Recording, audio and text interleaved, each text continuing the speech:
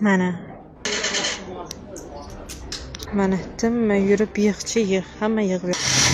Sirdaryoda savdo do'konlari sud qarorisiz buzilayotgani, bundan norozi tadbirkorlar esa Ichki ishlar boshqarmasiga olib ketilayotgani aytilmoqda. Kun.uz'ga qilingan murojaatga ko'ra, gap Guliston shahar Navoiy Shoh ko'chasida joylashgan yengil tipdagi savdo do'konlari haqida ketmoqda.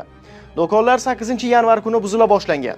Murojaatchilar buzish ishlari sud qarorisiz, kompensatsiyalarsiz, tezkorlik bilan amalga oshirilganini ta'kidlamoqda. Qayd etilishicha, shahar hokimligi vakillari do'kon egalaridan qisqa vaqt ichida savdo obyektlarini o'zlari buzib tashlashni talab qilgan. Aks holda og'ir texnika yordamida buzib tashlanishi aytilgan. Ayrim mulkdorlar sud qarori taqdim etilishini so'rab, buzishga qarshi chiqqan. Murojaatchilarning bildirishicha, buzishga e'tiroz bildirgan ayrim tadbirkorlar Ichki ishlar bo'limiga olib ketilgan. Kun.uz muxbiri holat yuzasidan Guliston shahar hokimligi bilan bog'landi. Hokimlikka ko'ra bu hududda 34 ta do'kon mavjud bo'lib, ular avtomobil yo'l ustida joylashgan. Ta'kidlanishicha, mazkur ko'cha avvaldan yo'l bo'lgan va uni endi tirbandliklarni kamaytirish maqsadida qayta ochish rejalashtirilgan. Hokimlik tadbirkorlar 2025-yil yozidan buyon ogohlantirilganini, buzish ishlari birdaniga boshlab yuborilmaganini bildirdi.